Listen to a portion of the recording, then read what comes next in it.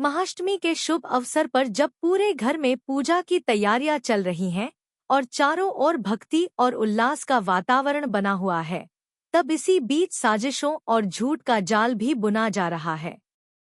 Serial बड़े घर की छोटी बहू के आने वाले एपिसोड में दर्शक देखेंगे कि किस तरह अच्छाई और बुराई का टकराव अपने चरम पर पहुंचने वाला है। कहानी का केंद्र एक बार फिर अहाना बनती है, वह बहू जिसने अपनी सादगी, ईमानदारी और दृढ़ता से सबका दिल जीत लिया है। लेकिन कुछ लोगों को उसकी यह अच्छाई खटकती है। ठाकुर जी, जो खुद को घर की सबसे प्रभावशाली और आदरणीय महिला मानती हैं, अब अहाना के खिलाफ एक नई साजिश रचने में जुट जाती हैं। माँ दुर्गा की पूजा के मौके पर अहाना ठाकुर जी से आग्रह करती है कि वे ठाकुर जी को भी पूजा में शामिल होने के लिए कहें, ताकि घर में एकता और शांति बनी रहे। परंतु ठाकुर जी का अहंकार और ईर्ष्या उन्हें ऐसा करने नहीं देता। वे अपनी अकड़ में रहकर उल्टा अहाना पर ही इल्जाम लगा देती हैं कि वह इस पूजा के लिए घटिया तरीके से कमाए गए पैसे खर्च कर रही है। यह सुनकर अहाना का दिल टूट जाता है, लेकिन वह चुप नहीं रहती। वह स्पष्ट कह देती है कि जो लांछन ठाकुर जी ने उस पर लगाए हैं, उनका नतीजा उन्हें बहुत महंगा पड़ेगा। इसी बीच ठाकुर जी के घटिया इरादों का सच भी सामने आने लगता है। वह श्यामल नाम के एक बदनाम व्यक्ति के साथ मिलकर अहाना की इज्जत पर दाग लगाने की साजिश रचती हैं। उनका उद्देश्य साफ है, किसी भी तरह अहाना को इस घर से निकाल देना। वजह यह है कि अब दुर्गा देवी, जो इस घर की बड़ी हैं, अहाना की बातों को महत्व देने लगी हैं।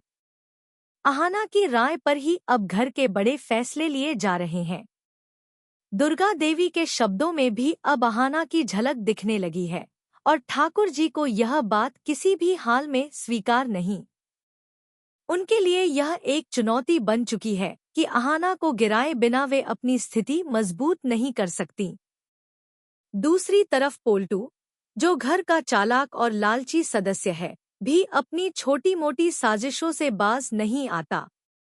वह अहाना से पुरानी दुश्मनी निकालने का मौका ढूंढता रहता है।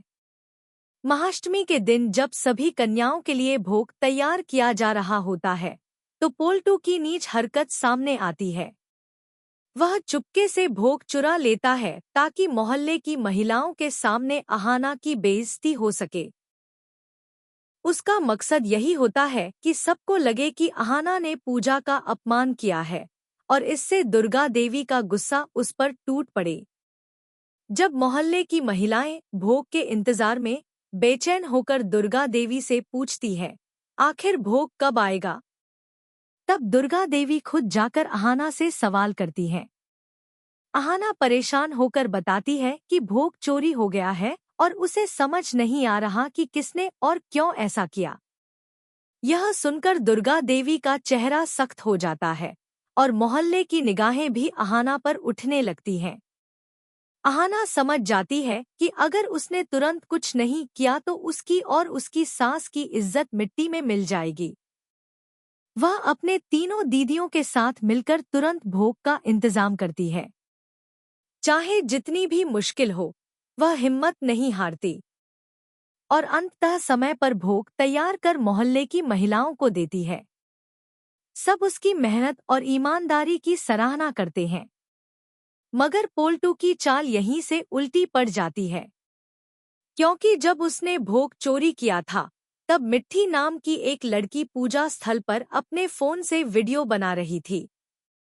उसे पता नहीं था कि उसके कैमरे में पोल्टू का चेहरा और उसकी हरकत रिक